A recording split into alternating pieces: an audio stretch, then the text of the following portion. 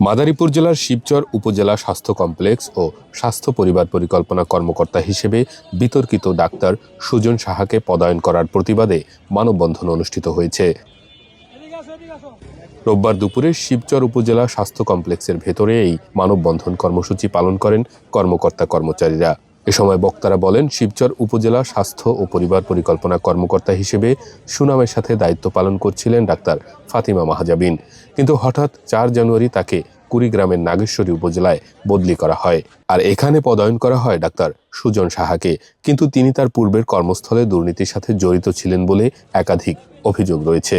সেই নাগেশ্বরী উপজেলায় দুর্নীতি, স্বজনপ্রীতি, ওই জায়গার উপজেলা স্বাস্থ্য কমপ্লেক্সের সাধারণ কর্মচারীদের বিভিন্নভাবে হয়রানি করে উনি টাকা আদায় করতেন, দুর্নীতি করতেন। সেখান থেকে আবার আমাদের এই প্রাণপ্রিয় আমার এই শিবচর উপজেলায় তাকে পদায়ন করা হইতেছে। আমরা তার এই যোগদানের আগেই পূর্বেই আমরা সরকারকে বলতে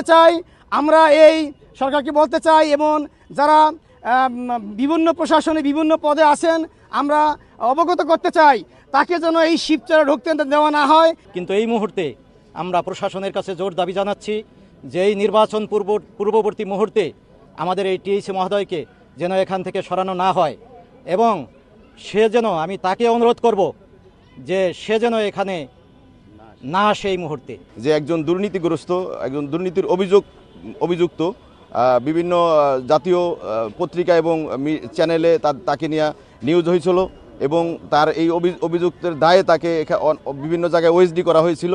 কিন্তু সেই দুর্নীতিবাজ অফিসারকে আমাদের শিবচরে এখানে নির্বাচনীয় তফসিল ঘোষণার পরে আমার জানা মতে এখানে কোনো বদলি হয় না। কিন্তু ওনার কিভাবে, কোন অদৃশ্য শক্তি দ্বারা উনি এখানে আসলো, এটাই আমাদের আসলে জানার বিষয়। নিজেকে আওয়ামী লীগের লোক পরিচয় দিয়ে প্রভাব বিস্তার করতেনও বলে সুজন সাহার বিরুদ্ধে অভিযোগ।